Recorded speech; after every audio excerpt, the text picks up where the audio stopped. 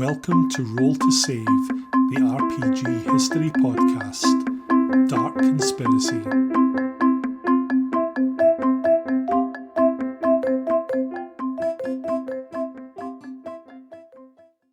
So, hello and welcome to another episode of Roll to Save. Today is our roundtable following our Dark Conspiracy history episode, and for eagle-eared listeners, if that's a phrase, I have redone the Dark Conspiracy history episode because in the initial one it appeared that the Dark Minions didn't want the secrets spilled, so they did something to the sound and made the music drown out my dulcet Scotch tones. So it's been corrected and it now can actually be listened to. The really fun thing about it, I'm joined here with Jason. Steve is not with us. He's sadly unwell. Poor Steve. So thoughts and prayers to Steve, obviously. With his I hope you get better soon, buddy. But yeah, Jason, one of the things that amused me was I actually had a whole bunch of listeners message me, mail me about the sound quality. I'm like, oh, people still listen to this even after months of absence. So that was quite refreshing to know that people still listen to our nonsense. People do, because I got a random WhatsApp from Rob Bell. So shout out to Rob, where he went, Rob, "You've put a new podcast out." I was like, "Have we?" And obviously, that was the Dark Conspiracy history episode. So he was like, "Is this one all Ian?" I'm like, "Yes, this one's all Ian, but we are recording one." So, he's not listened to it probably. Then he's like, "Yeah, it's just him." Rob incidentally said to me that he's become aware of how much I slow my voice down over in the US, and he says he has to listen to it at 1.25 speed for me to sound at my normal rate. I would say 1.5 easily. You know? Anyway, how are you, Jason? It's been a while. I'm very good. Looking forward to a few bits and pieces coming out. So I was noticing on the web there's a lot of chatter about the new Vampire the Masquerade Bloodlines 2 coming out. Allegedly. I was a huge fan of the original back in 2004. I've heard mixed reviews. Some have been good, some have been bad. I'm still going to play it, so I'm quite excited. Looking forward to that. Other than that, just the usual, watching society collapse at a slow rate across the world. Which is actually really fitting given that we were going to talk about Dark Conspiracy today, because it's the thing that I pointed out in the history podcast. Having reread that, it is a strangely prescient game, because all of the stuff that seemed very jolly science fiction and dystopian back in 1991, I'm like, that's most of what's happened nowadays. The societal inequality and collapse, the corporate overreach, it feels very prescient for today's society. Yeah, it absolutely does. And I mean, all of these dystopian future games that we're sort of seeing and have played and loved and all this kind of stuff, and you look at it now and you're like, did these guys know what's coming? It's like The Simpsons. They've predicted pretty much everything that's happening. So we're probably going to end up talking about GDW as a whole, because we were talking pre-recording, and the fact is we've actually played a ton of GDW's games, and the thing that I find fascinating about them is that GDW was obviously originally a wargames company, and it really shines through in their games. Like when I reviewed Dark Conspiracy again to write the history podcast, like the combat section in that game, my god, it was like a tactical skirmish war game rather than a fast-flowing RPG, let's kill the monsters and move on. There is a lot of wargame heritage bundled up in these systems. I think it's called crunch these days. It is definitely, well, it's crunchy as a gravel pit filled with Frosties, for example. It's ridiculous. The thing I loved about Dark Conspiracy is the authors have clearly said, we need every possible rule for every possible circumstance that can possibly come up in our game world. So in a game that is primarily about being a very heavily armed Scooby gang in the ruins of dystopian America, they're like, we need space travel rules because they might go into space at some point. And there's a whole swathe of rules like that. When I look into them, I'm like, I've never used these rules when I've run the game, ever. could have just been a source book. Do you know what I mean? It could have been an Right, add-on exactly. later. Do you need that right now? Yeah, this game's got extraterrestrial, so yeah, we could do a space source book, but it's almost like that joke about Fast and the Furious franchise. They're like, yeah, they finally go into space. That's what Dark Conspiracy is like. They finally, your players finally get to go into space, and guess what? You've got rules for combat and microgravity. Fantastic, off you go. But it just feels like ridiculously complete for the sake of it. It is. Like, I remember, I think, going back to my character in Dark Conspiracy, I had a character in Dark Conspiracy, I had a cyborg escapee. Yes. Okay. And you roll each period of time, I think it was. Very every 4 GDW years. thing. Bit of Traveller. Yeah, Traveller every 4 years. Of course it's Traveller. Right. And I think every time I rolled, I was getting like +2 strength, +2 strength, +2 strength. This guy, I think was the stats 1 to 10 or 2 to 12 like Traveller? I think it's 1 to 10, I think. Yeah, I think I ended up with a strength of 18 by the end of it. Which basically meant this guy could hip fire a 0.5 cal HMG without, taking off the top of a tank. Of course, he would then turn on you in a heartbeat when the bad guys turned up. So that was my favourite part of the cyborg escapee career. I had a player who was ultra powerful, but doing that. Yeah, and they had the final confrontation with like the extraterrestrial big bad, and he's all getting ready to like fly at this thing and have all these combat reactions and everything else, and the ET pulls out a little remote control and presses a button on it, and he's like, right, go and attack your friends. Yeah, and you can see the rest, and like, oh yeah, we're really grateful that he's got all this ablative armour and 18 strength, and hip firing with 0.5 cal. Yeah, and it does say in the description that if you pick this career, your GM is going to dick you over at some point. It never stopped people to be like, it's such an easy way to get +2 strength and thermal body armour. I picked it for that reason, there are reasons to pick it. I mean, it got silly because I was hoping to roll something else, but that, Well, let's talk about character creation in Dark Conspiracy for a second, because on the surface of it, it looks really good. It's like the standard GDW life paths system. You start off as an 18-year-old, and you can roll, or you can do points allocation on your stats. And I always found that points allocation was great for people who had a particular idea of what career they wanted to go into, because all the careers had various requirements. So you would build your character to be the entry requirement for whatever career you wanted. You just wouldn't be like a amazing version of that person. Whereas if you rolled your stats, it was complete chaos, but you could end up with the most busted character ever. I think I used the example on the podcast. You could have someone with like the physical build of a linebacker, but also this genius level IQ that you happen to have, but you're really not very charismatic in the slightest. The idea was you built this character in 4 years progression, and you ended up having a very detailed overview of really your character's background. What did you do every 4 years? Who did you meet? Because Dark Conspiracy makes great use of contacts. It's one of the parts of the system I really like, that every 4 year period you made contacts and you built up this web of people that you knew, and you also got a bunch of skills and cash that you could then use to buy rifles later on, presumably. But it made, in my experience anyway, the most mismatched parties that you've ever seen, because especially people all went random, because you'd end up with like this like Navy SEAL and a paramedic and a homeless guy, and it was just a odd mix. I used to just hand wave away the whole rationale. How do you guys know? You know each other because you're the heroes, right? Go. But what was your experience of it?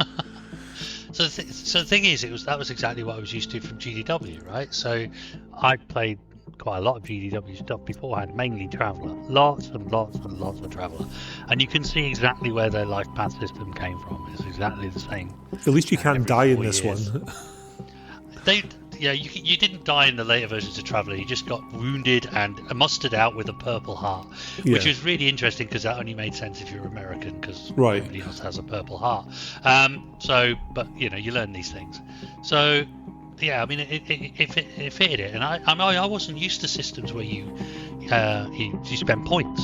At that time, everything was rolled. D&D was rolled. Traveller was Right. rolled. RuneQuest was rolled. That was there's all these games. It was all just roll the dice, and you ended up with random stuff. So, you ended up with mad parties, and the only thing that linked them all was they all bought their sunglasses from the same vendor.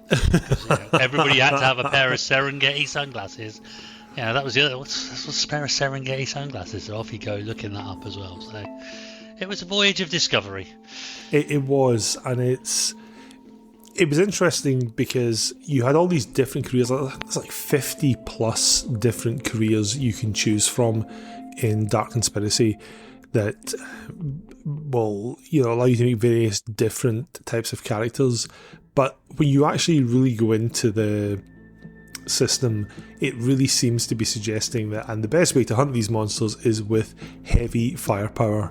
Therefore, you need to, get tooled up and go for it at the end of it. So you're almost like, well, why wouldn't I make a military character rather than this hard-bitten private eye who's got a snub rose revolver in his pocket? Yeah, it was very much less kind of Call of Cthulhu investigation or that kind of stuff, and very much more kind of Twilight 2000 but with aliens. It's which is another GDW game. Well done, I brought that one in. Yeah, but it's actually something that I found some of my players really liked, was that the fact it wasn't Call of Cthulhu. Like I ran Call of Cthulhu about the same time, and some people loved Call of Cthulhu. I had certain players who hated it because they couldn't go toe to toe with the monsters, and they were the ones who were like, I don't really want to play Call of Cthulhu. Can we not play something else? And Dark Conspiracy almost hit that sweet spot between people who, wanted to be Mulder out of the X-Files and other people who wanted to be Mulder's friend John Rambo, who turned up, hip firing his squad support weapon and yelling at there's no sanity mechanic. It's like you see these things, it's like, cool, let's roll for initiative, let's go. Yeah. And it's very much you're going to be the guy in the cover with the trench coat and the big rifle who's confronting those creatures. But in a way, that's fine, because if you go into the game knowing that's what you're playing, you just embrace it. It's what I said in the history podcast, that you look at everything the game's got chucked into it. Like all the creatures, which vary from these like Lovecraftian evil things to the campy 1950s space aliens, and thematically they're all over the place. But you take the ones you want for your game and you ignore the other ones. Like you cannot conceivably use all of these creatures in your world. So I bet people tried. I bet people have tried. Same people who tried to do crossovers for Vampire the Masquerade and Werewolf. There was one creature I really liked. It was called the Pale, that was like a vampire, but it fed on body heat. And that's like a really sinister concept. And meanwhile, there's some other creatures that are basically guy who's had a wolf's head stitched on his body and he eats people, okay, fair enough. And it's obviously designed for those monster of the week type campaigns, whereas there's other stuff that's very conspiracy based, the creatures that look like us and hide amongst us. You can make a really good kind of thriller out of that. But if you want to go toe to toe with like a were tiger, there's rules for that as well. Yeah, it did seem a lot more ammo tracking than library use. Well, it's funny you should say that. One of the things they had for the character sheets on page 327, it's got, let me see, it's got 25. It's a sheet for you to photocopy and give to your players. Kids, ask your parents what a photocopier is. But it's a magazine record form. It's got 25 little drawings of magazines with bullets, and you write down what caliber each magazine is, and you check off the bullets one by one. Because this isn't one of these lovely systems that abstracts resource management. You are tracking every shot you fire, every hit your armor's taken, and in this case, obsessive detail. You need to know exactly how many seconds you've got in a round, so you know how many more bullets you can put in that clip and slam it back into your storm rifle before you start blazing away at the bad guys again. It kind of gloriously celebrates what it is. Oh, there's also belt ammo record forms as well. I completely the whole forgot. 9 yards, right? Yeah. The really interesting thing about the equipment is there's like 70 plus pages of gear you can buy, but they actually have charts at the end over 3 pages that just sum up the stats of the weapons. Like, so why do we need 70 plus illustrated pages of... I mean, I know why, because it's a gun porn game and people want to look at what variant of the M16 rifle family they happen to be firing before they buy it. But, you know, it sums up all the stats over 3 pages, but we also have 70 pages of gear you can buy. There's a whole swathe of vehicles that your players will never own, but they give you stats for it. And some of the stuff, you look at it and you think there could be some real interesting scenarios. Like, do I give my players a Winnebago just to see what they do with it? Because guess what? There's stats for a Winnebago in this alongside a scooter and a horse. You know, it's that level of obsessive equipment detail that this book celebrates and loves. Didn't it have like a stylistic kind of 1950s kind of slightly Fallout look on things like the vehicles and things? It did. So, like, part of the background is because of the Greater Depression that the Dark Minions engineered on humanity's economies. They've kind of regressed in terms of technology because they're producing things as like easily as possible. So a lot of stuff that's manufactured is manufactured in old-fashioned ways, and therefore it has this more retro aesthetic. Whereas the corporate bigwigs are, you know, driving around in Ferraris and have, you know, sleek cell phones and everything else like that. Your average Joe Schmo has got a TV that your granny would have in a big, you know, kind of wooden type cabinet, and they only have a house phone, and they might have some clunky looking old vehicle that they've managed to get started again. And yeah, they sort of meld that together to suggest that your average person living in the Metroplex and Dark Conspiracy Land is got this technology that is way older than what they have. I think it was a nice way of the authors getting around that thing of, we don't know what technology is going to be like in 30 years time, so we're going to say they go backwards and then just give everybody else sci-fi stuff.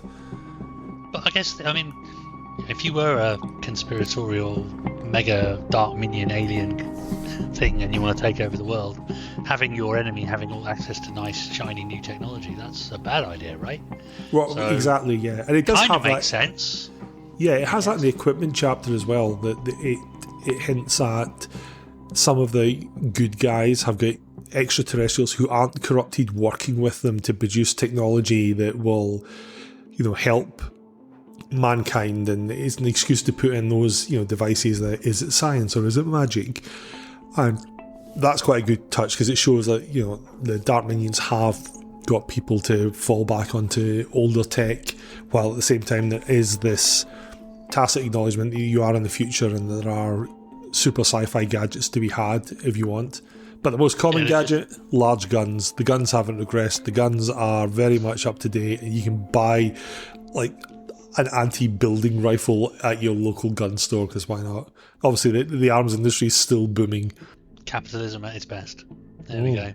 But it's a deliberate attempt, I mean, as you say, to cover up what technology will be in the future, but also to kind of widen the gap between the haves and the have-nots. And right. That's a bit of a theme. It's a massive theme in the setting, and that's why I think it's kind of prophetic. It's like this whole gap between the mega rich and the normal people, and even between like the middle classes and the working classes. It's huge in Dark Conspiracy, even more so than our real world, but we're gradually going that way ourselves, so well done, humanity.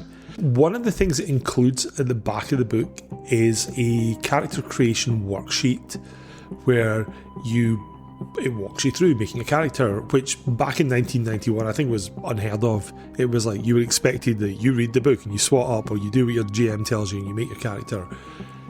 And I thought, oh, that would be cool. And then I started looking at it and I'm like, this is a lot of work for making a throwaway character for a podcast.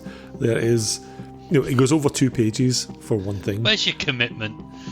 Whoa, this is our first episode in like over a year, so I think your answer is there. But it's there's a lot to it. It's a great idea having this worksheet, but I was like, no, I can't be bothered making it. But that was the sort of thing that Dark Conspiracy included, little touches like that while it had this incredibly crunchy system that came out of like its 1970s wargaming heritage, also things like that of here's an aid to make things easier for players, and although I was joking about it, the ammo tracking sheets, that's actually quite a nice little touch. It gives the players an easy way to manage a resource that is otherwise, confined to you writing down on your character sheet, scoring out continually how many bullets you're using to solve the problems the GM's given you. So it had a few little innovative design leaps that other games weren't doing at the time. Solve the problems put in front of you with high velocity lead. Yeah, exactly. No, but you're right. I think it's weird because it kind of straddles that point where beforehand it was, there was one way of doing gaming, and it was, as you say, you bone up on, you read up the whole book, and then you have to figure it out for yourself, and then you go on to this more advanced, more developed. Advanced may not be the right word. More developed, kind of more role play friendly kind of aspect, and you can see that I think a lot in some of the sort of early 90s games, not just Dark Conspiracy. Yeah. I mean, a lot of them were transitioning from the crunchy method to the fluffy method, and these guys are kind of in the halfway house, I think. Yeah, it's almost that halfway house between something like early D&D, which is you roll up your stats, you pick your class, you get tooled up and you go and kill a whole bunch of monsters, and Vampire, where it's like, who are you as a person? Yeah, exactly. And Dark Conspiracy tries to do that in that your stats are hugely important because you're going to be fighting a lot of the time. Your solution to the monsters is you find them and you gank them and you move on to the next monster. But at the same time, there's this detailed life path system that basically does answer that question of who is this person? What have they been doing? Where did you come from? Yeah, where did you come from? And, you can make some really fun characters with it. There are some careers. I remember my teenage self looking at it like, who would want to play a corporate welfare recipient? I'm like, that should be a really cool character to make nowadays. You've got this whole backstory of why you've sold your vote to the government or sold your vote to the corporation so they can vote on your behalf and get themselves more power. But it really does straddle. I think the early 90s as a whole, actually, that was where gaming was going through this almost like metamorphosis. I remember a whole bunch of games that came out then that were blurring that line between early go find things and kill them RPGs and some of the highfalutin stuff we got later on, which is, no, I want to hear about your inner trauma, I'm not interested in what your strength stat is. I remember things like Cult and Nephilim and all those games, they all acted in a very similar way to this in terms of they focus slightly more towards the character than the stats, and Dark Conspiracy was a halfway house between the pair of those. And I think similar time frame, you're looking at something like first edition Cyberpunk, right. Maybe Cyberpunk 2020, I guess, because that had a detailed life path where you could, you chose a background. But I remember thinking when I was playing these games, number one was have a concept, right?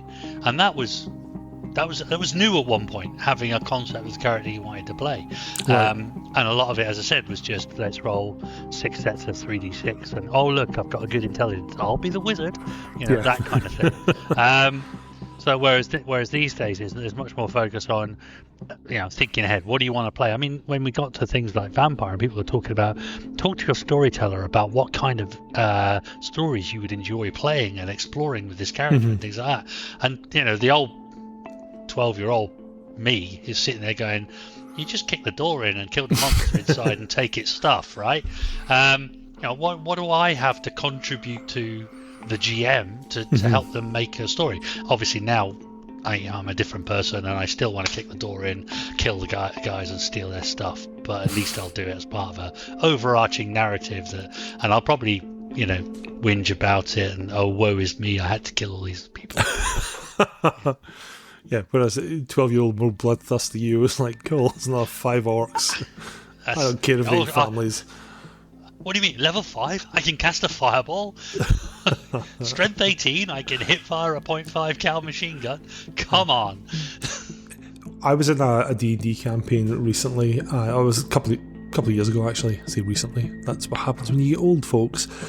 And it was a lot of fun, but the GM was very, very trusting in terms of, like, whenever people are doing XP spend in my game, I like to know what they spend XP on for the reasons you've mentioned, like how does this affect the story going forward.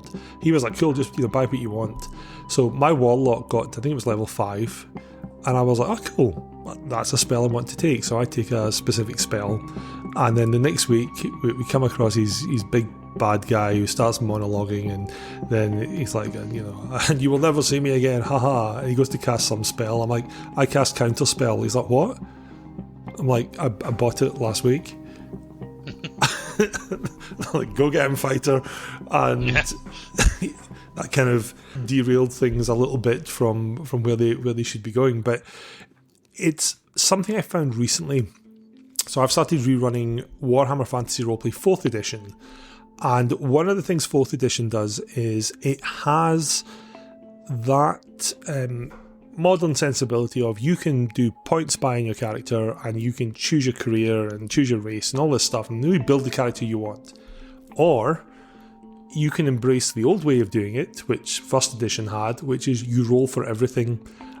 And if you roll for everything, it gives you extra XP. Now, it's kind of fair. It says you can roll for stuff. If you don't like it, you can choose your thing, but you don't get any extra XP. All my players gleefully went for the random chance. Now, these are all people who are used to playing things like Vampire and, story-based games. They all gleefully went for I'm going to roll for it. And we end up with this bizarre, dark conspiracy-esque mismatched party. There's like a cavalryman and an agitator and a grave robber and a beggar and a docker. Now figure out a reason why these guys are together. And they did, and it was great. And it works perfectly. Like, the one character who feels the most fantasy-based is somebody who's a priestess. But this being Warhammer, she's not actually very good at doing any priestly things, and they're liable to backfire on her face. But at the same time, it felt like that old way of playing it. Like, I remember running Warhammer Fantasy Roleplay back in the 80s, where that's what everyone did. And you talked about it in our very first podcast, that you never got to be a wizard in Warhammer because you never managed to roll that elusive, like, whatever it was, 91 to 100, and you never got to be a wizard. These players, one of them wanted to be a wizard, but he was like, no, I'm going to roll randomly and see if I can become a wizard throughout the course of the game. That's my character's driving ambition. I'm like, that's cool, I like that. But that's what these older games were like. It was like, you have this randomness and you have to kind of embrace it. Yeah, I mean, I'm sticking with the GDW theme. I'm actually going to pull us back to Traveller. Well done. I remember when I first moved down to Milton Keynes, and I was at this school, and I joined their role-playing society, and everybody, the only game anybody had any experience of was D&D, right? Of course. And then there was this guy who was in sixth form at the time, or approaching sixth form, so he's significantly older than the rest of us, volunteers to run Traveller. Now, I'd played Traveller back up north before I'd come down, back in the 17th century or whatever, I think it was. And it's called Traveller by Coach. Traveller. It was all horse and cart. There was no jump capable faster than light ships. And I was like, got these guys. And I was like, look, guys, this is a brilliant game. You need to play this. You need to play this. Anyway, so I got a bunch of people and we played it. We played it for over a year, and we had a lot of fun in it. I have different opinions of Traveller now, and I'm sure we'll go into that in a bit, but it was great. But the one thing is that I wanted, very much like I wanted a wizard in Warhammer Fantasy Roleplay, is I wanted a character with psionics. Now, if you've not played Traveller, people with psionics are bad. Okay, they will hunt you down. They are considered a threat. Yada yada yada. So it's all underground, this thing. So every time this character would go to a new planet, first thing I'd do is say to the ref, right, I want to go and look for a science institute, blah blah blah. And he made a big deal out of the fact that this character was like convinced that I had something. You can feel something. You can feel the force. And then eventually I find this science institute.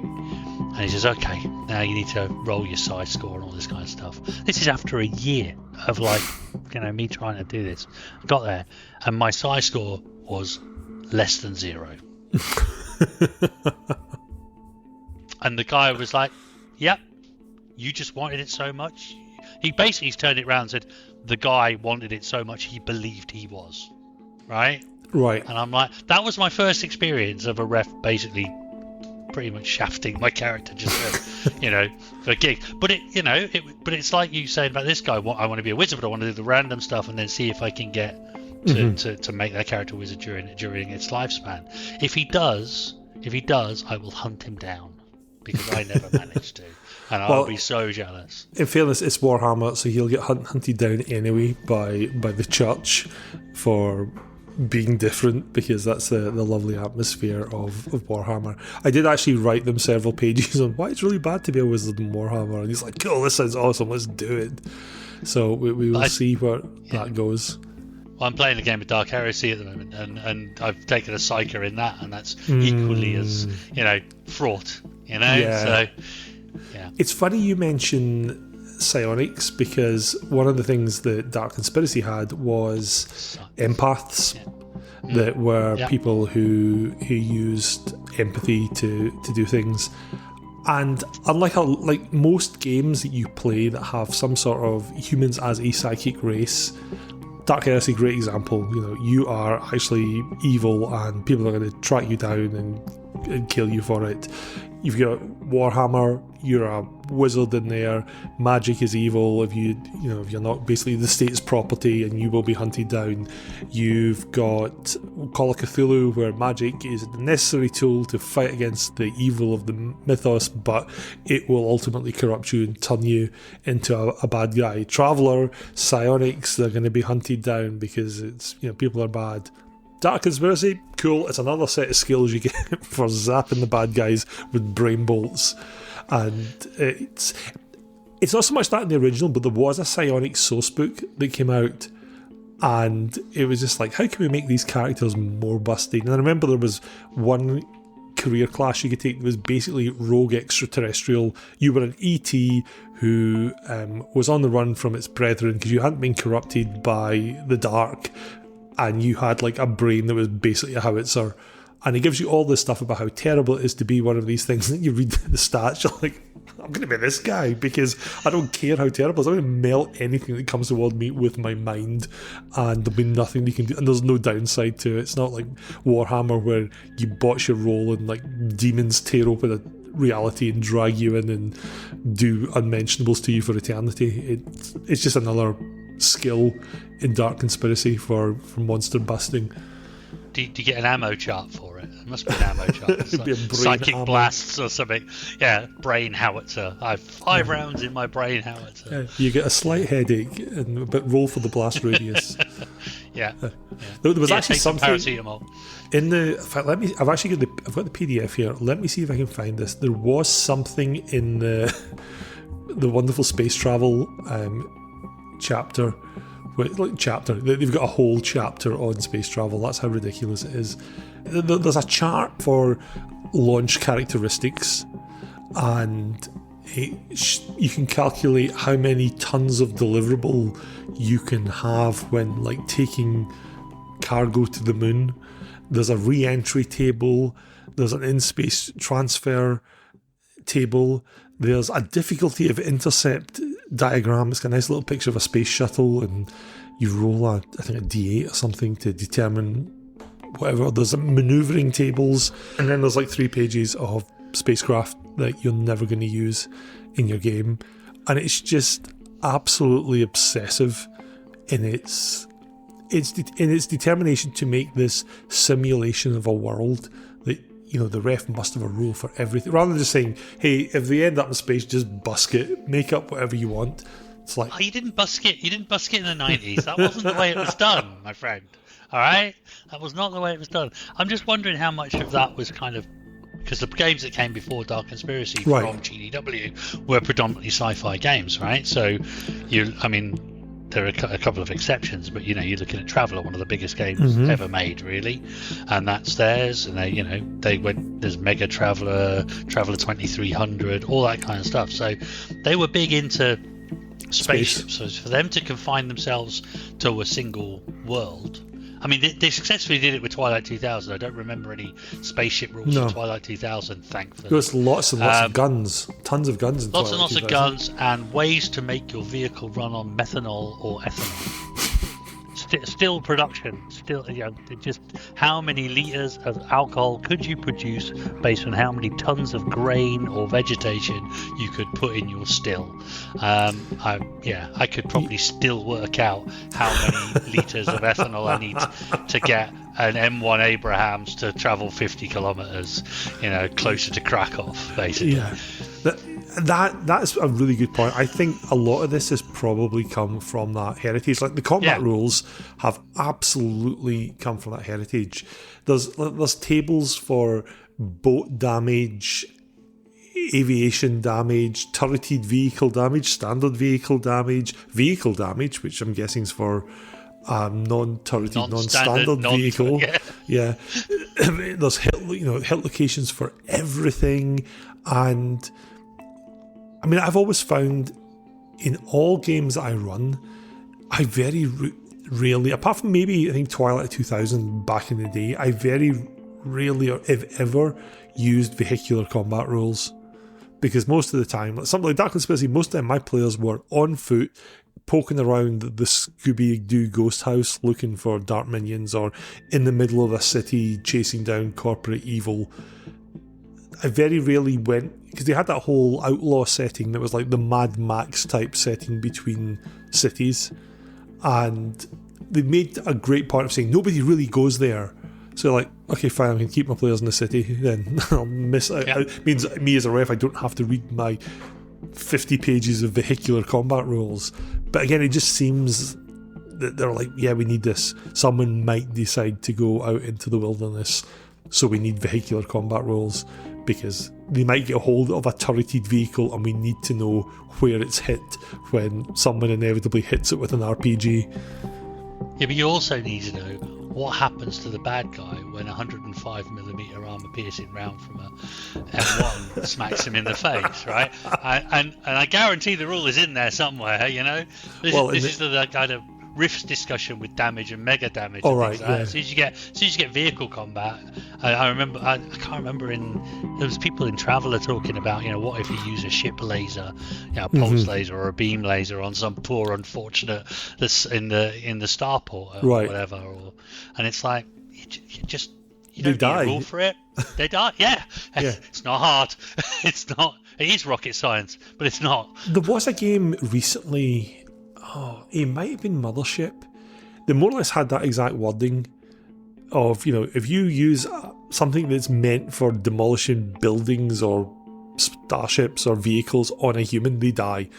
It doesn't matter how tough they are or how much armour they're wearing, they're vaporised. It's like, you fire an RPG at a person, they're going to die if it hits them, because it's designed for taking out things considerably bigger and tougher than human beings. But yeah, I think in the 70 plus pages of weapons and other goodies in Dark Conspiracy, you're going to find rules for that. I'm just actually looking at it here. Yeah, there's 2 pages of ammunition and caliber. If you need to know exactly how many rounds of .475 wildly magnum rounds you can buy, there's rules for that here. Most games you play nowadays, when it comes to explosives, for example, there's a whole thing that basically will say something like, for however many kilograms of explosive you have, it does 1d10 damage. This has got 2 pages of different types of plastic explosive that you can buy, listing who the manufacturer is, what sort of caps they've got, what tools you need for them, how you build a detonator. It would probably be banned these days as a right.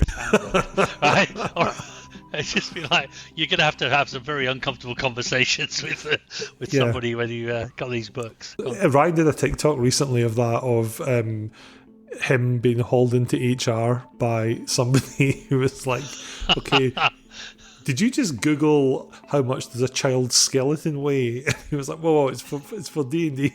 It's for research. Research. I remember we were joking when we used to play Vampire the Eternal Struggle card game.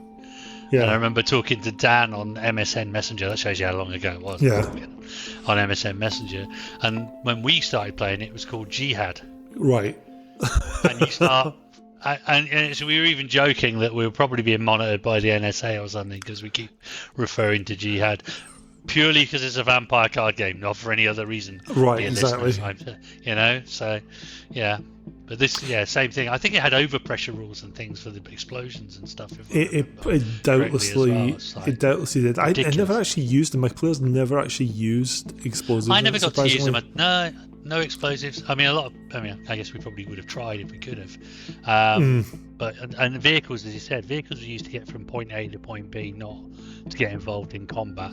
Right. It was motorbikes and cars just to get around, rather than Humvees with the obligatory 0.5 cal on the top.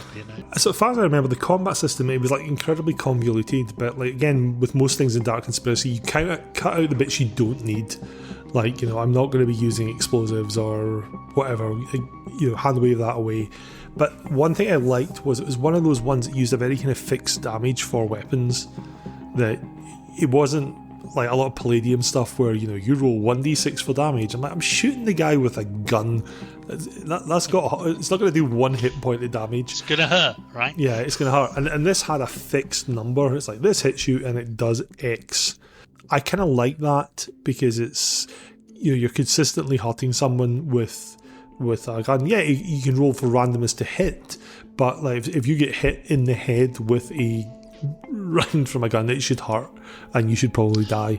And Dark Conspiracy kind of ignore, unless you're cyborg escapee who's get like it just bounces off. You just 50 feet headbutt the grenade back. Yeah, exactly. of armor plating on his skull, but it was I think when I had a habit of drawing characters, and I think when I drew him, at one point I did draw him like Arnold Schwarzenegger out of Terminator with half the skin missing and a red eye, just because it just felt that way to me, which was great. But yeah, I mean, I've always had, there's always been this thing about rolling damage and rolling hit points and rolling things like that. And the one thing I've always said is, if you're rolling hit points and you're rolling damage, that's an awful lot of variables. Right. It's almost like just roll one and don't roll the other. That would make more sense to me. So everybody's got, if you're rolling damage, then make sure everybody's got roughly the same amount of hit points and things like that. Because you can get flesh wounds and things like that. Right. I remember getting really silly in Twilight 2000 when it was like, it wasn't even a single round you fired, it was a burst. It was always I think an M1911 was like, they said it had like 3 rounds. And it's like, it hasn't got 3 rounds. It's got 3 attacks worth of ammunition. That kind of thing. So that made it even more abstract. It's something that Alien does quite nicely, that it abstracts ammunition and basically says that if you're in calm circumstances and firing like individual shots and you're not stressed, you're going to manage your ammunition, and it doesn't really track things like how many bullets have you got left in your gun. However, if you're stressed and you roll a little facehugger dice, it means you've run out of ammo. And if you fire a bust, all too easily. Yeah, and if you fire a bust, you automatically get a stress dice. So there's a chance of you running out of ammo, and it abstracts that quite nicely in a game that's not really about standing up and fighting the monster. It's about finding a different solution. So, oh shit, my gun's empty, throw it down and run. Whereas Dark Conspiracy, you're pretty much, no, I'm going to go toe to toe with this thing and win. Therefore, I want to track every single bullet that I'm firing out of this, rather than like your example of you have an abstract 3 for the gun, but it's like you fire three busts. I like what you say though about confining this to like a single roll. One thing I noticed with the new version of Warhammer, which I like, is once you get past a lot of the crunch, it actually makes combat a single roll to hit and damage. When you do your 2-hit roll, if you hit your opponent successfully, you generate a number of success levels, and they're added to the damage, and that's how much damage you do. And there's no need to roll again to find out which various polyhedral dice you're going to roll for damage. It's all done in one roll, and that's quite nice and quite an elegant way to do it, because that takes into account things like the narrow glancing blow, as opposed to the you skewer him in the throat and he dies, and while keeping the damage that weapons do consistent. Like you hit someone with a Zweihander, it's going to do more damage than stabbing them with a butter knife. But it also means the more skillful the opponent, the more damage they're going to do with even a small weapon. Right, so, exactly. The Grey Mouser with his, two daggers and stuff will pretty much, death of 1,000 cuts you, Whereas, as you said, Zweihander over the head, you don't need to be that skillful. It says the man who's never handled a Zweihander. I just assume you don't have to be that skillful. It's big, heavy, just lump. You hit someone with it, and it's a bit like if you ever go to any British museum and they have displays of like medieval or Renaissance weaponry, especially Renaissance stuff. You got all this stuff from like Spain and Italy, and it's all very ornate and jeweled, and it's designed for you to wear at court and pose and show how much wealth you've got. The stuff from England and Scotland is just like these now very dull lumps of metal that half of the time we're used to just bludgeon your opponent to death rather than do anything fancy with any deft or finesse. It's like, no, I'm going to get him on the ground and keep beating him with a steel rod until he dies. Yeah, but okay, so I'm going to bring that one right back to GDW as well. Go on. And another game you've not mentioned, which is En Garde. Go on, tell us all about En Garde, Jason, because it was their first RPG, wasn't it? Well, I believe it was their first one. It was in the 70s. I mean, it was before I started gaming, which is a long time ago. And I came across it after I moved south. So I was mid 80s, I guess we're talking here, when I came about it, and it was about for a while.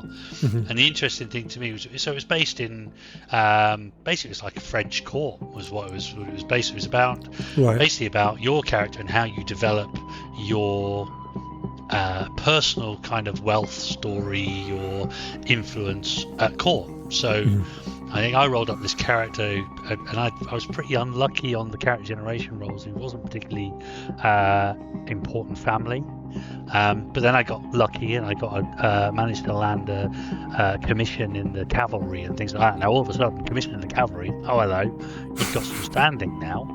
So there's all this thing, and you build up the standing of the character, and then it's all about going and wooing and romancing and eligible ladies in court, and then obviously you will come up against somebody who is also trying to romance the woman that you're trying to romance, in which case it's dueling time. So and the weird thing, the difference that was to me was it was, and it even mentions on the wiki, by the way, so I'm not it was exactly how we played it, was like a play-by-mail. It wasn't play-by-mail. We met every week, but what we do is we'd fill in our orders, send them to the ref, and then he'd tell us the next week what had happened. So it was kind of play-by, giving a piece of paper over. Yeah, like diplomacy. Yeah, I like diplomacy. You plan I'm going to attend this court, I'm going to try and woo this lady, blah, blah, blah, blah, blah, etc., etc. And the only problem was I basically got pretty much mortally wounded in the first duel that I did, and spent the next few months recovering because, in Renaissance France, there isn't a huge amount of magical healing available. So when you do get hit and punctured by somebody's rapier repeatedly, you're on your back for a little while. So, but it was weird to me because I didn't even remember it was GDW till we said we were going to look into recording this podcast. And it was only when I was looking, I was like, I played that. I didn't realise it was GDW, and it's so like not there. It's not a war game, right? Yeah. I mean the dueling rules were quite interesting because basically you would decide whether you were attacking and which location you were trying to attack, and the guy would choose to parry and would tell you which part of his body he was trying to parry. We're talking that level of player control. So that was quite weird and quite insane at the time. So I was used to rolling 2d6 for Traveller or d20 for D&D. So to this I was like, I shall wield my rapier and try and hit him on the cheek, give him a little rakish scar or something. Meanwhile he's stabbing me repeatedly in the kidneys. It's like, hang on sir, that's not I say that's dashed unsporting. Did you ever play a game called Castle Falkenstein? No. So I know of it. Yeah, it's a sort of Victoriana, vaguely steampunky fantasy setting, and it had special dueling rules because, like, the villains of the piece were like the Prussians, who were very into dueling, and it was a kind of playing cards actually as a system, and you drew them similar to that, like where would you be going, or it dictated if you were parrying or if you were thrusting or whatever it was. But they had a rule that if both players drew a certain type of card, like your blades would clash in the middle and you'd face each other snarling, and as a player you had to like come up with a witty riposte before you'd both part and like take it. Was a really nice kind of captured that Errol Flynn style, dueling, that swinging from the chandelier and all that nonsense. And I can't believe you used Castle of Falkenstein, which was Talsorian on Talsorian games, and you didn't use Space 1889, which was GDW. You had one job, Ian. Because I've never looked at Space 1889. I remember seeing it when it came out, and the whole British Empire and space thing didn't really do it for me. Yeah, I think I've grown to like sort of the steampunk stuff a lot more now than I did then. I looked at it a bit like Falkenstein. And was like, nah, it's not for me. But back then, I was liking Traveller, and yeah, I've grown out of that. Well, so, speaking of Traveller, that's an interesting. It was an interesting one to talk about, because I remember as a kid and thinking Traveller was super cool, mainly because I was a massive fan of the game Elite. And I'm like, oh wow, this is like Elite, the role-playing game where I get my ship, do all this trading, and I can upgrade my ship, and blah, blah, blah, blah, blah. And I don't ever remember playing it for a massively extended period of time. It was like one of the guys that... It wasn't me that ran it, it was another guy who ran it, and he was a bit on and off because they all just wanted to play Warhammer Fantasy Roleplay, and which is fine, because I loved running that. But we play Traveller now and again, and I remember us having more fun with character creation, I think, than actually the game itself. Because once you get into the game, looking back at it as an adult, I don't think it's as much fun as teenage me imagined it was going to be. It's basically like, wait, I've got a mortgage on a spaceship and I have to work to pay off this space mortgage. Like, I don't want to do that. It's a bit too close to home, right? Right. It's a bit too close to reality. Let's do the corporate grind. I've had this chat with a mate of mine, Jason Shrimpton, about he's massive. He loves his sci-fi games. He really does. Mm-hmm. I've massively kind of turned away from sci-fi games, for better or worse. In just that, to me, there's always a button you end up pressing that solves the problem. Right. Now, whether that button is the jump button or whether that button is the laser cannon button, it's usually teleport as well. And to me, I don't know. The problem with these kind of games is, and there's people who will be listening to this who have a go at me, but in general, you're always human, right? Yeah. That's not too much of a problem. I'm okay with that. But there's no metaphysical part to it. It's just you had a career, you've got some skills, you're a good pilot, or you're a good, and 90% of Traveller characters were ex-military. They're all ex-Navy, ex-Marines. Right. Not many people were ex-Army, because when it's a spacefaring nation, you all tend to be Marines or Navy and things like that. Yeah. And it just, there's no I don't know, grandiosity to it. There's no like fantasy to it that enables me to be better than your average player. And a lot of the time to me it became mortgage the accounting. Yeah. And if I didn't pay up, they took my ship away. But to say that, back in the late 80s, the mid to late 80s, I played it almost non-stop, and we had a great time. So you've raised an interesting point though about the appeal, because just thinking about it, there are certain sci-fi games that I like, but the ones that I like are all generally based on a franchise. So I like Alien. Alien's a brilliant sci-fi RPG. The system's great. I really like the books. That they're kind of beautiful to look at. And we played it quite a bit a couple of years ago, and everyone seemed to have a really good time. They were like, wow, it's like being in Aliens, and it captures that spirit. The West End game Star Wars RPG, I used to love that. I ran a lot of that at university. I played a lot of it, and it was fast, it was snappy. People got it and people enjoyed it. I've even played the recent Star Trek game, and it's really good. It's very well put together mechanically. It uses that 2D20 system. I think it's Modiphius, I think, make it. Modiphius, yeah. And the components are all gorgeous, but it's also it's in the Star Trek universe. And I think the reason I like these is all the world building has been done for you. Like, when you're running a Star Wars game, you do not have to explain the background to anyone. There's no one going to come and go, so who's Darth Vader? Everyone knows. And where's you're Tatooine? also... Yeah, you give people templates of characters that are all stereotypes from Star Wars. You know, you might be a smuggler who owns a ship who owes a crime lord money, or you're the Wookiee co-pilot of the ship, or, you know, you're just like, cool, I'll be Han Solo.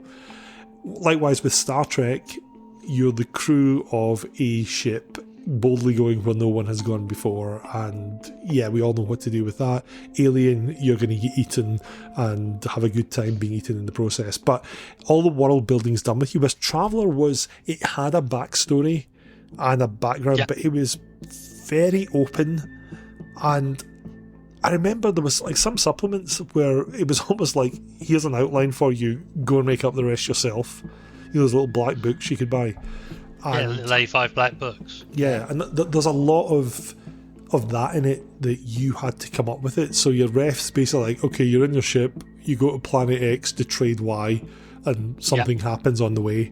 And that was like 99% of what we did when we played Traveller. It was like, how's our cargo going to be hijacked this week? Oh, look, it's those guys.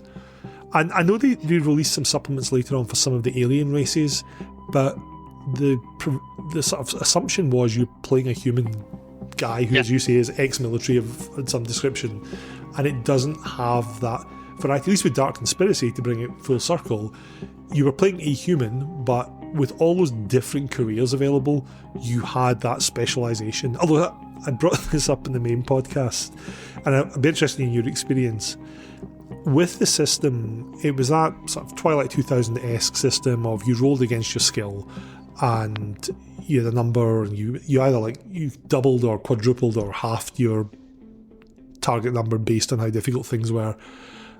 And if you didn't have a skill, you rolled against your stat, but it was manifestly more difficult to do that. So just having 1 point of a skill made you much more likely to succeed. And therefore your characters, who weren't really specialised in anything, they jumped around from career to career to get as many 1 points as possible in different skills, so that they were kind of equipped for any eventuality. Did you see that when you played these games? Yeah, massively. That's exactly what happened. But I mean, I remember back playing Traveller, and we were young, so I probably got it wrong. But there wasn't a rule for making a roll when you didn't have a skill, right? And it was like, if you didn't have it, you didn't make the roll. And God forbid it was a vac suit or a pilot, you know. Yeah. So, you know, the other thing that Traveller lacked massively to me was any form of player development, character development. Right. You know, it came in a lot later, and there were rules for it. But you know, but then if you think about it, when you only gain character skills in character generation every 4 years, why would you gain after? Oh, I've done a fortnight, I've done one mission.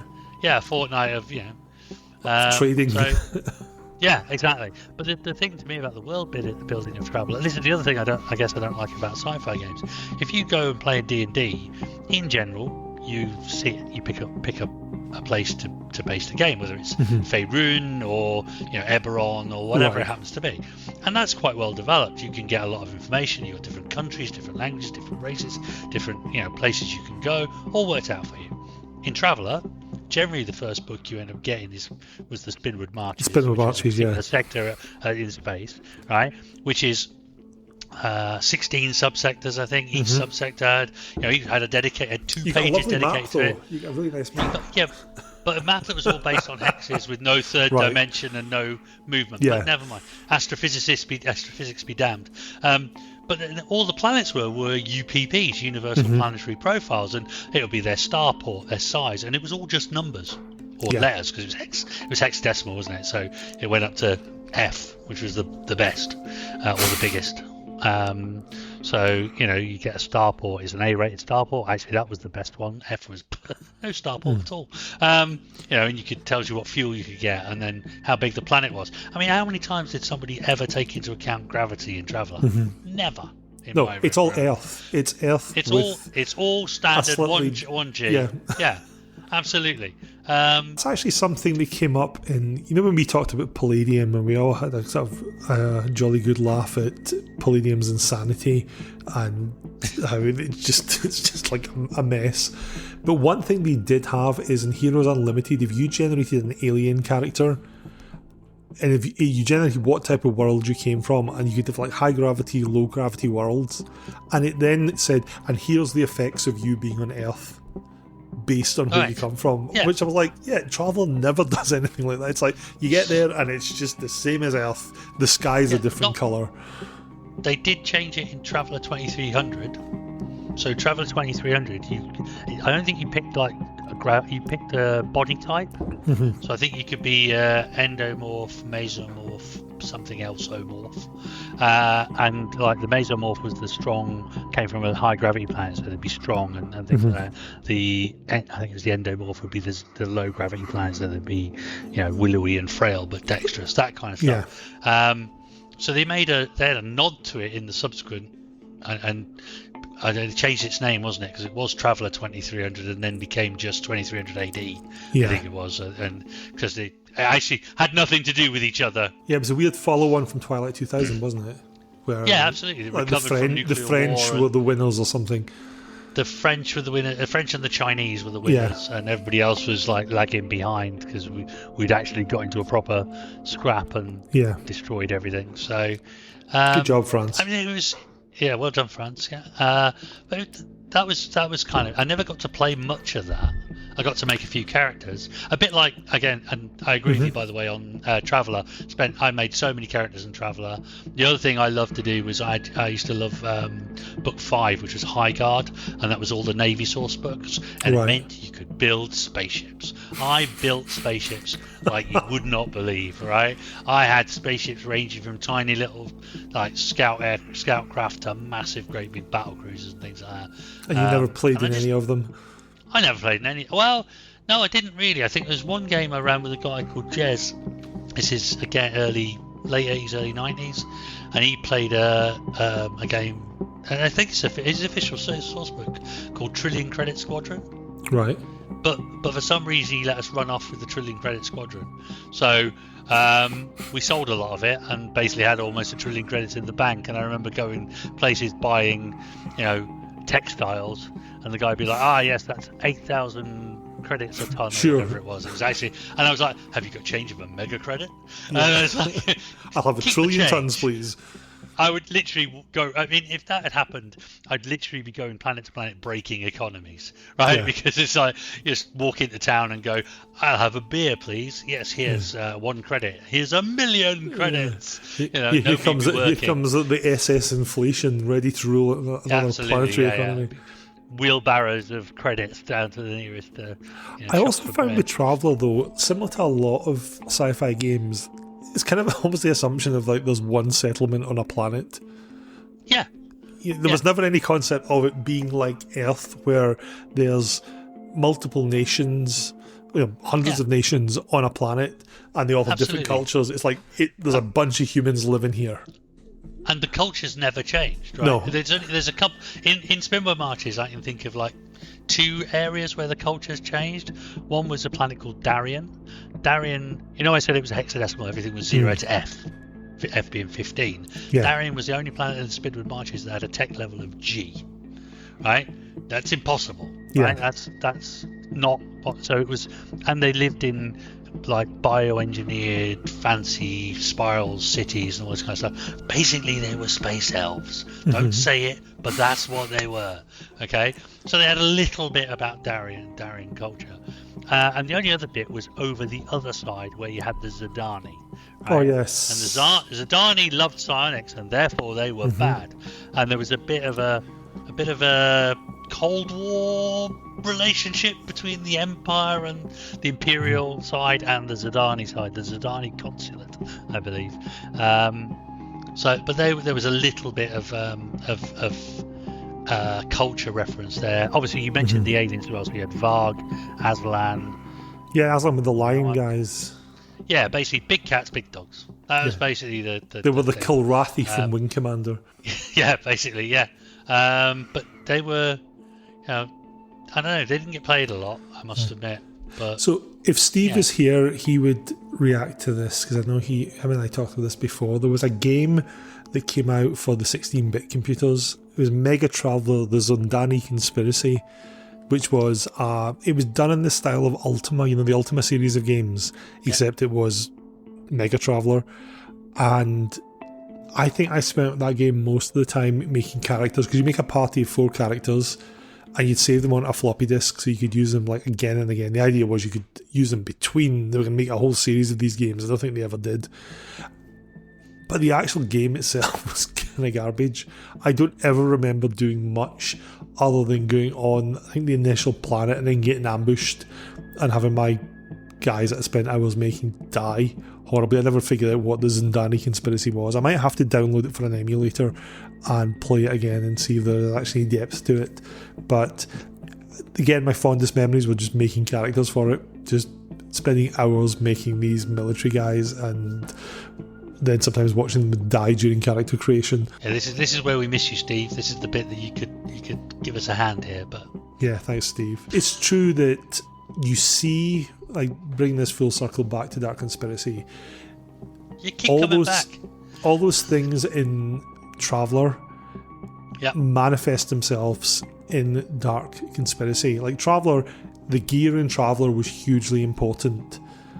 Like your ship, your equipment, even the stuff you're trading, all fundamental to the game. Dark Conspiracy is the same. It's like your gear is probably more important than your character. Like what you buy to hunt these dark minions is important, and it's not like Call of Cthulhu where you have a flashlight and some hope and you go off to look in the darkness and see what's there. Dark Conspiracy makes it out that no, you have to choose a good gear loadout before you go on this investigation, because your investigation is going to end in a massive gun battle at the end, no doubt. And so it has that. It has the career paths that Traveller has. It's not quite as random. There is somewhat more control in Dark Conspiracy, in that you can choose what careers you want to go into, and there's some nice little mechanical touches. Like if you're a criminal, you potentially make a lot of money, but you can also end up in prison and spend some of your career terms in prison, which is quite a nice touch. But all the rules for everything else all have their roots in those earlier games. Like it's almost page for page the same as Twilight 2000. I've got a PDF of the original Twilight 2000. It's really, really similar in terms of, I think the combat rules are a straight port with, instead of pictures of people fighting Soviets, it's people fighting like Cobra people or whatever the bad guys are. That's a genuine dark race in Dark Conspiracy, the Cobra people. Never used them, but apparently the Cobra people are a big deal in Dark Conspiracy world. But yeah, it's just they've changed the artwork. It's people fighting beasties rather than fighting Spetsnaz. So its roots are definitely there to see. The thing that I did find though, my players loved Dark Conspiracy. They had such good fun with it, and I actually enjoyed running it. And I look at it now, probably with my sort of slightly snobbish, I play games for the story mindset, but it was actually a ton of fun. I don't think I ever had any official scenario books. I just wrote it all whole. I think I ripped off so much of the X-Files when I wrote this. It's like the X-Files but bleaker. But I had huge fun putting these things together, arranging these kind of climatic battles where people would, duke it out with the dark minions, and the players all had a great time with it. There was never any, oh yeah, this is all just fighting. It was like, cool, there's fighting. Let's go fight the Cobra people. Did you, when you played it, did you enjoy it, or? Yeah, absolutely. It was a great game. Absolutely great game. And it was, you alluded to it before, it was like Monster of the Week, right? Yeah. So you do a bit of investigation, but that investigation generally leads you to somewhere where you can have a little fight, and then you pick up a clue that led you to another location where you'd have a bigger fight, and eventually you end up at the big bad guy's place. I mean, I didn't play it a huge amount. I played much more Traveller and even much more Twilight 2000 than I played Dark Conspiracy.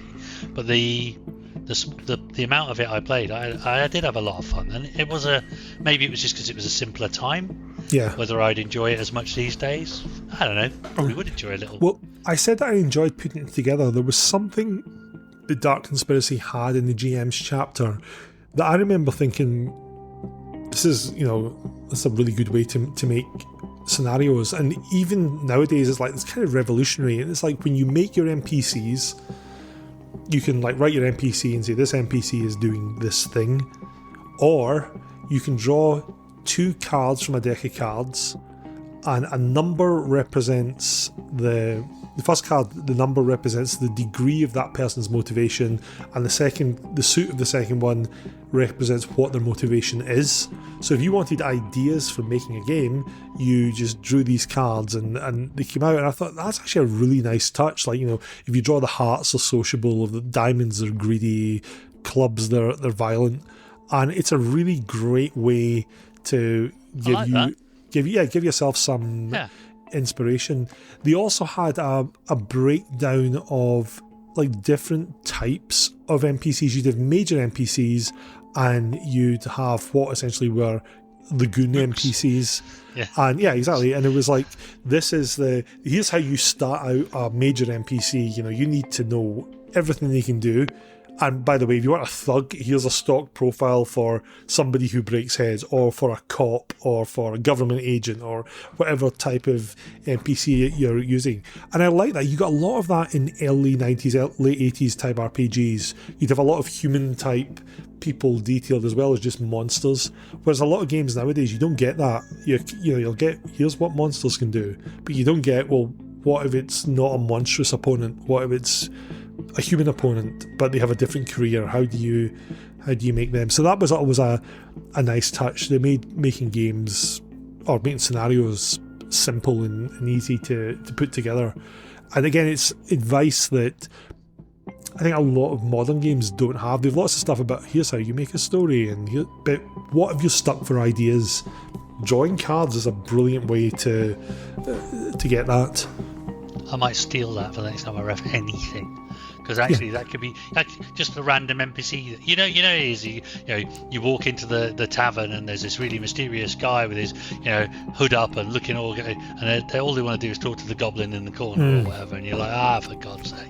Or, I had that in my Vampire the Masquerade campaign. There was a character I introduced as like a contact.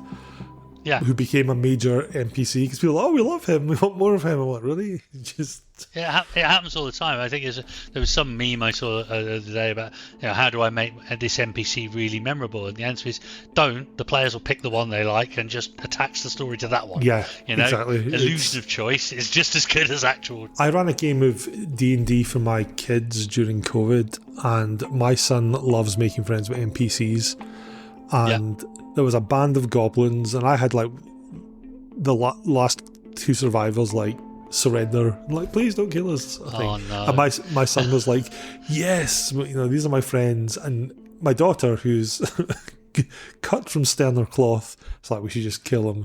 And he's like, no, these are my friends. And he was like so happy he had these goblins. And they come to a bit in the dungeon where like the floor falls out beneath them, and they'll try and decide how to get across.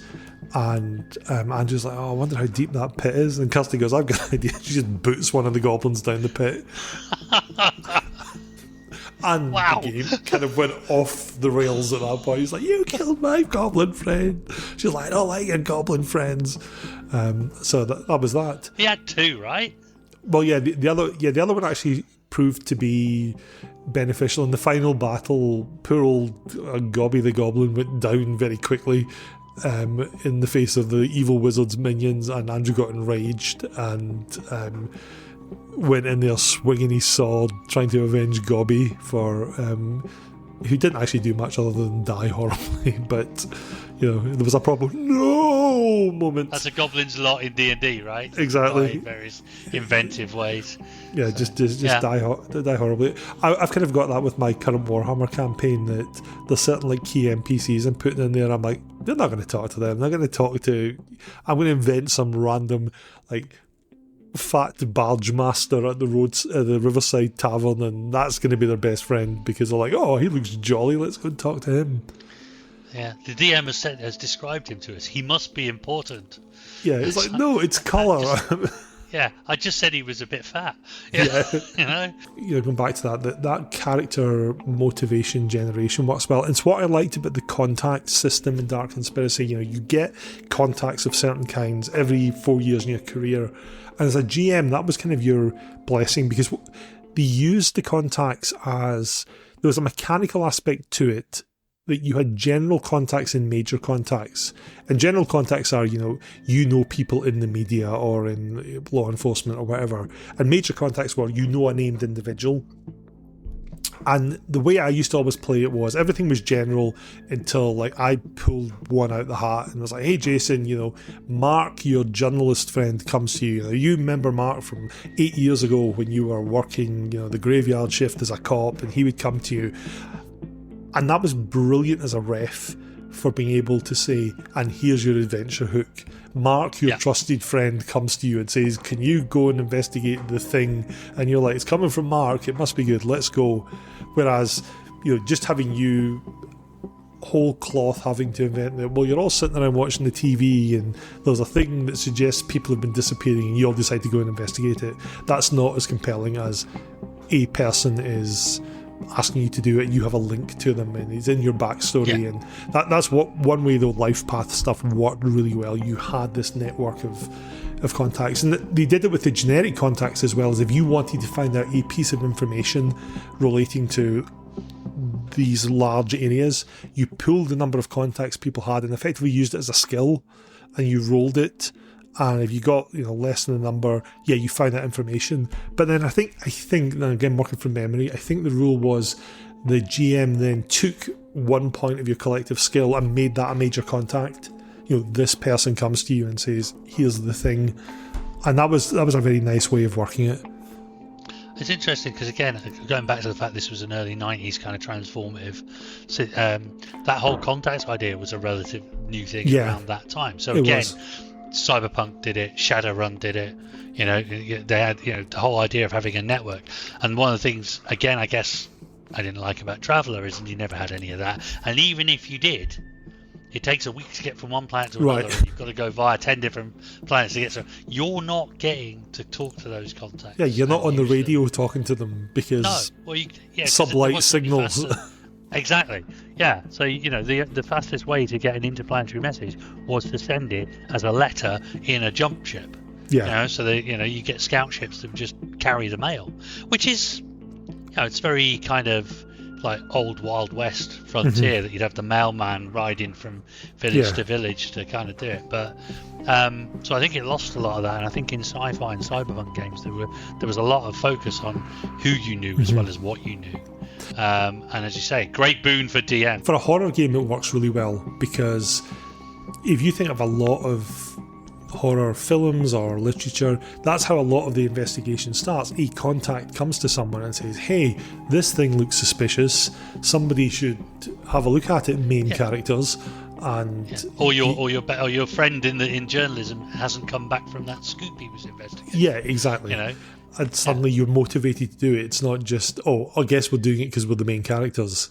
We're doing it because there's, we're emotionally invested, or it's a friend in need, or something along those lines.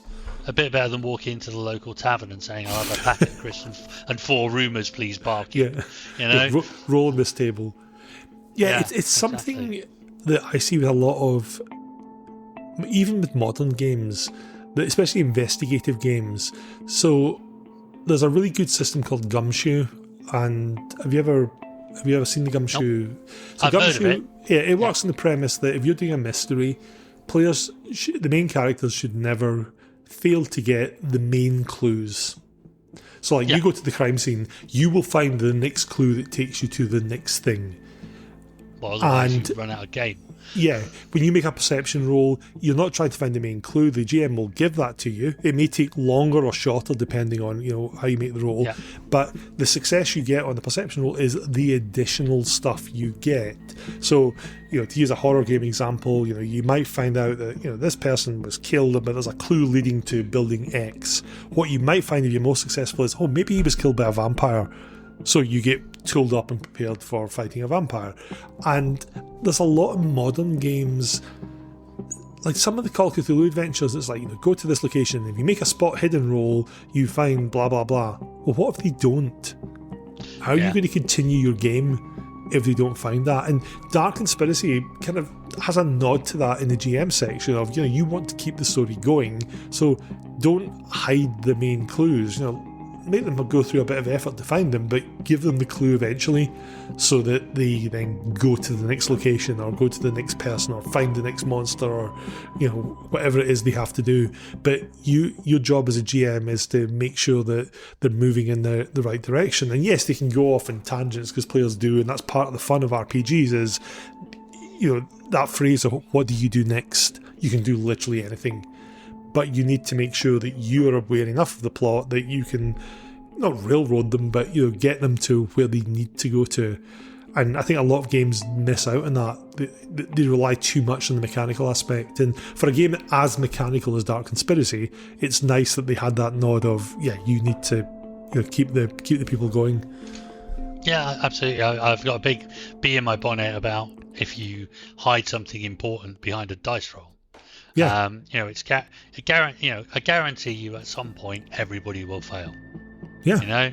And then what do? You need a plan B. And what I see an awful lot of refs do is just giving you the information anyway. Well, if you're just going to give the information anyway, why are you making anybody roll? I like the idea, very much like the idea that make the roll. You're going to get the information, but as you said, like with the vampire example, you get a little bit extra, something that gives you a little bit of a hint, gives you a bit more detail. And or maybe the opposite, you fail what I want as a threshold, so I'll give you something misleading. Yeah. You do roll rubbish, but actually, I'm going to give you something misleading, and then you can deal with the consequences. Well, I had that in my Warhammer game the other night. They're investigating this scene, and there's a thing I want them to find. And this one character's like, right, I'm going to go and root around and do X, Y, Z. I want to make a perception check to see what I get. And she makes it and she fails it. And there's a bunch of things you can find. There's one thing is the thing that I want them to find. She finds the thing. The other things doesn't get them because they're tangential, they're nice little bonuses, but you don't get them because you didn't find them. But you do find the main thing. And usually at that point, people are so focused on, we found something, that they forget to even get someone else to then go and make a roll again. They're like, cool, we found a clue, what are we going to do next? And yeah, you're absolutely right, hiding stuff behind a dice roll is just bad games design, because how are you going to progress your story? If your story is imagine Hercule Poirot turns up at the mansion and doesn't find the letter saying, oh, by the way, it was the butler that did it, and he's just got a body and he has no forensics because it's the 1800s or early 1900s or whatever, and so he's just like, well, I guess I can't find it, sorry. Was it you? The only thing I would say is there's an opposite kind of argument as well. So the similar thing to me is when you make all the players in a D&D get a party roll stealth, right? I guarantee one of them will fail. Guarantee it. Usually it's the rogue and the paladin will roll a natural 20 and ghost the way through the bloody thing. But sometimes it's I understand making a roll. There's this theory, I guess, that making a roll builds tension, and it does, but it should never be tension to the detriment of what you're trying to achieve in the game. So I would say, here you go, PSA, public service announcement to you GMs out there: don't just make them roll stealth because you can. Sometimes let them get a bit further. I worked in the principle that you make a roll when the consequences matter. Yeah. So you're under stress. Yeah, exactly. You're under stress. You're being chased. You're up against time. Something like you're picking the lock. The rogue would normally be able to pick the lock. However, the city guard are coming around the corner. Okay, you've got 3 turns to do this. Go. And that adds tension. People are like, oh my god, the clock's ticking, we need to get this done. Whereas, you're in the dead of night, there's no one else around, that the clue's on the other side. Let the rogue do his thing, pick the lock. Some people like making rolls, but I think you make the roll when it matters. I played in a D&D game once when, what's that skill in D&D? They've got it in 5th edition. It's almost like the lie detector skill. Insight. Oh god, the amount of times people are, I want to make an insight check. You're getting into another bugbear of mine now. Go on. I don't like the players shouldn't tell you when they're making rolls. You should ask the player to make a roll. Me and one of my friends have a joke about one of the people we used to play with. We'd message each other during the game going, $5 says he says insight check. because you go, inside check. Like, you don't have psychic powers. You can't read her aura and find out what she's thinking. You know, the ref will tell you when you make it. It's similar, like Warhammer has an intuition check. I will tell players when to make that. Usually if they've got the talent sixth sense. So like, your spidey sense is tingling, something's not right here. Don't tell them what for. Because if they go, I'm making an intuition check on that guy, and I go, yeah, something's not wrong, they're like, okay, well, he's the villain. Let's, deal with him. But yeah, I think you're right. The ref should be the one who says, here's where you make a skill check. I mean, I don't mind when players do something like, say there's a chasm, and someone like, could I use acrobatics to get across there? Sure. Cool, go for it. But I'll be the one who says, when you roll the dice to make that thing happen. But yeah, dice rolls should only happen really when something's on. It's a bit like, I think it was the D&D 4th edition had taking 20. Yeah, take 10, take 20. Yeah, where you've got all the time in the world. Yeah, you pass. Great. You're not going to fail your climbing check if you're climbing a cliff and there's conditions are perfect. You've got all the gear. Yeah, you're going to get to the top. It's just going to take some time. Whereas if you've been chased by orcs and there's a gale blowing and you've got no ropes and you're trying to scale a cliff, cool, let's make a roll. And by the way, it's difficult. Yeah, it's I don't know. I mean, it sounds a bit harsh. Part of the fun is rolling dice. It is. But I don't know. I just see it so often. It's like, perception check. Why? I don't know about you, but I don't walk into a room and go, perception check. It's see, that's why you're going to be the victim of an ambush one of these days. Yeah. Jack will leap off his cat tree and take your face off. Take my jugular. To bring that back to GDW and Dark Conspiracy, though, you mentioned before with Traveller and the lack of character progression, that one of the reasons players like making skill checks is they like to see their characters get better. They like to be better at skill checks, and Dark Conspiracy did allow that. You could, get experience and improve your character and be better at hip firing your 50 cal building shredder rifle.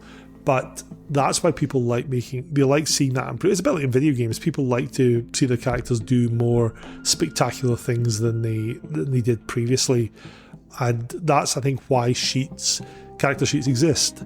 Is you want to have that thing of, my character is good at this, your character is good at that, and we're going to rapidly get better at doing it as we go along. Unless you're playing Traveller, where you got that. And the other thing as well is, I don't know, there's a core set of skills. It's one of the reasons, and we can have a whole discourse on this at some point, where I like games that have classes, and I'm not a big fan of games that don't have classes, right? So, for example, let's take Vampire. We're both intimately familiar with Vampire the Masquerade, right? You go to any game, tabletop or LARP, and I guarantee you most of the people in the room will have the same spread of skills, right? They'll have a combat skill. It could be melee, it could be range, but they will have one. They will have a speaky skill, so they'll have that one as well. They'll have stealth, and they'll have perception, right? I guarantee they will all have it, right? Whereas in a class-based skill, the rogue does stealth, right? The paladin does not. It's not up for debate. Those things don't tend to... And yeah, I know you could build a paladin that could do stealth, but there are ways. And if you've got a druid, pass without trace, fantastic, sorted. But I like everybody in the party, or everybody around your table, should have a moment in the sun. Yeah. And one of the things I feel about non-class based games, which includes Traveller, because it didn't have classes, had careers, includes Dark Conspiracy, didn't have classes, it had careers. You generally end up with a similar level of skill going around. You might, if you're lucky, you might get one that's different. So you will have, as you said, like a paramedic might have medicine, or first aid, or whatever they called it in the game. So when I ran Vampire recently, I made the rule, because there used to be this sort of very loosey-goosey stuff around like the core disciplines and for those of you unfamiliar with Vampire, that's the vampire powers, and like anyone could buy them. And I was like, no, unless you have something as a clan discipline, unless you're drinking the blood of somebody who has that, you can't learn the other powers. You have to be, if you don't know how to use Dominate, you can't use it. You have to be instructed in its use by someone else. And one of the reasons is it gives everyone their moment in the sun. Yeah. You want to do something, you want to cover up this masquerade breach, go and let the Ventrue shine. He's going to go and wipe people's minds and charm them into believing that there was nothing to see here.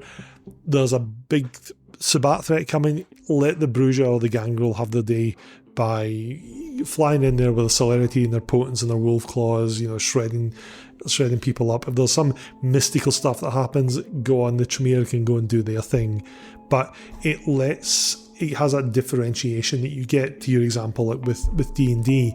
And it's why with Dark Conspiracy, I kind of preferred getting people, like the group together to make characters and say, okay, let's make characters together and have an idea of almost like the party concept, so that you don't do that thing of jotting around every single different career, so you can all get a firearm skill and a melee skill and a healing skill and a charming skill and a stealth skill and a perception-based skill. Have someone be the journalist who's good at snooping stuff out. Have someone be the doctor who can heal people. Have someone be the mercenary who is really good with weapons. Have someone be the pilot who can fly the plane to get you there.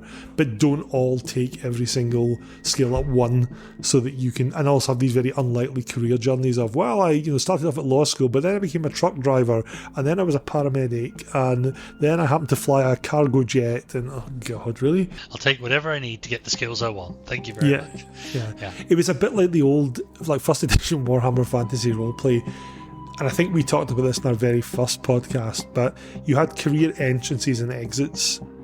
Yeah. And most people would go in this mad dash to go through this very quick hop through different careers to try and get to assassin that had the most skills and the most advances in the game. Didn't matter what you wanted to be, assassin was the most useful if you were an adventurer, because it had all the advances that you wanted to get to be a good character. Whereas the new one, I kind of like in that it encourages you to stay in your existing career and go through the different levels of it, because all the careers had advantages, whereas the old one, some of them were just terrible.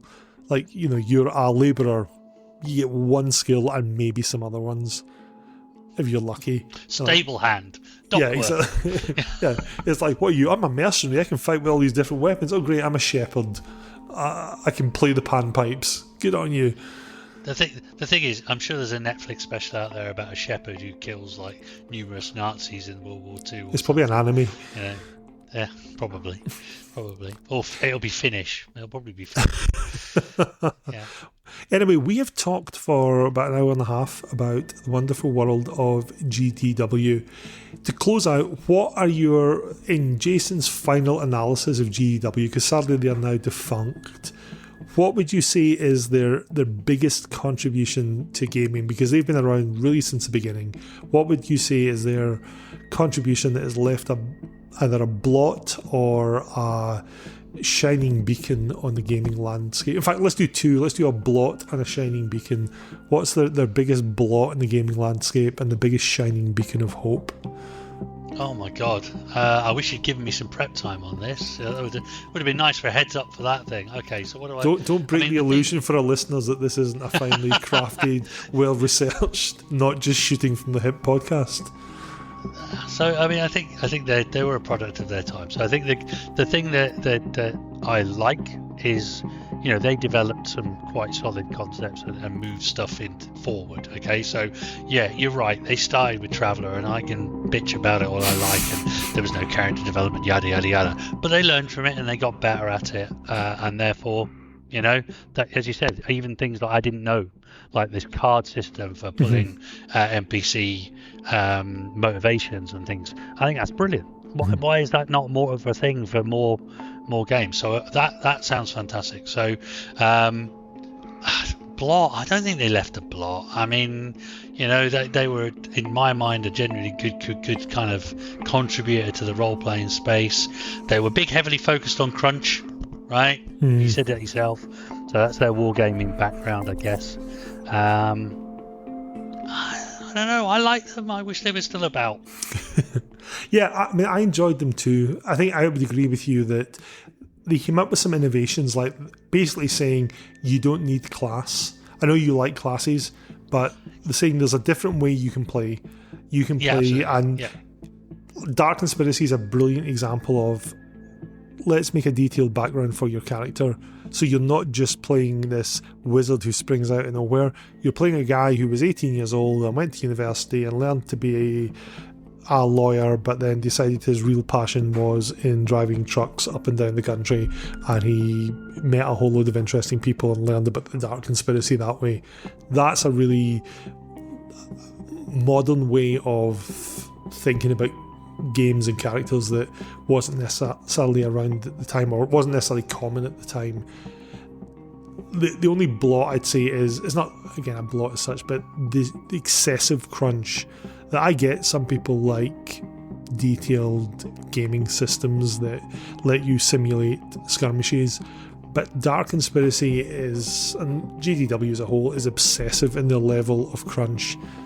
I keep coming back to the space travel rules. You do not need space travel rules in Dark Conspiracy. There is zero need for them, but they're like, they might do it, therefore we need rules for it. You know, Dark Conspiracy, that's GDW's philosophy. If there's a chance the players do it, we need to have a perfect way to simulate this in our world. So let's write 8 pages on space travel in a book about investigating Scooby-Doo mysteries. So your blot is the fact they give you too many rules. Yes, I like games to be fast-moving, and I don't want 25 magazine slots to keep track of on my character sheet. I'm fine with abstracting that sort of stuff and it being like Star Wars and saying they don't run out of ammunition. Have you ever seen them run out of ammo in Star Wars? No, you're good. Let them run out of ammunition when it's dramatically appropriate. But Dark Conspiracy, you keep track of individual bullets fired, or individual rounds fired out of your belt ammunition. So yeah, that's my take. I think GDW were fun. I did have fun with their games. Dark Conspiracy I have very, very fond memories of. And yeah, looking back at it now, I've got my hoity-toity 30 years later hat on going, wow, this is very much early 90s games design. But in the early 90s, I loved it. So yeah, there's that as well. And so yeah. Or late 80s for Traveller. Yeah. Or actually early 80s for Traveller. Very early 80s for Traveller, yes. So a tip of the hat to GDW, and it's a shame that they're not still. In fact, it'd be interesting to see what they were like if they were still around, if they changed anything, or if they were just like, nope, we're still going to have rules for space travel and tracking individual bullet usage in our detailed combat. You have to move with the times, man. You have to move with the times. Exactly. Right, well, thank you for that, Jason. Pleasure as always. I'm sure we'll find another exciting subject to have another roundtable about soon, and maybe Steve won't slack off this time with illness, and we can talk to him. Maybe more than one episode a year, right? Yeah, well, we've already had this. Will be our 3rd episode this year, so that's well done. Probably actually more than the entire 2024 output. So well done, us. All right, mate. I will speak to you again soon. Cheers. Bye bye.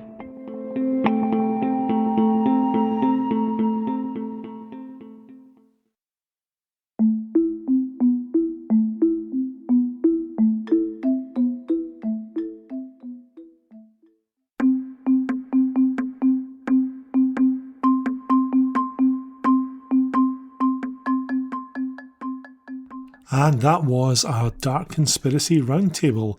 We hope you enjoyed it. We are a semi-regular, or frequently irregular, podcast on the history of RPGs. We have a back catalogue now of 60 plus episodes, including interviews, roundtables, history episodes, product reviews, and actual plays. So if you enjoyed this episode and you're a new listener, please feel free to delve into all of that. If you want to get in touch with us, you can do so via email on roll.2.save.pod@gmail.com, or you can find us on Instagram and leave us a comment there. We'd be really interested to know if you've played Dark Conspiracy or any other GDW games and what your experience of those were. Did you enjoy them? Did you find them too crunchy? Were they a product of the time, or are they something that you fondly go back to nowadays? We hope you enjoyed this episode. If you did, please leave us 5 stars on our review site. It really helps with visibility and it serves as that little dopamine hit to encourage us to do more episodes. Anyway, thank you for listening and tune in again soon.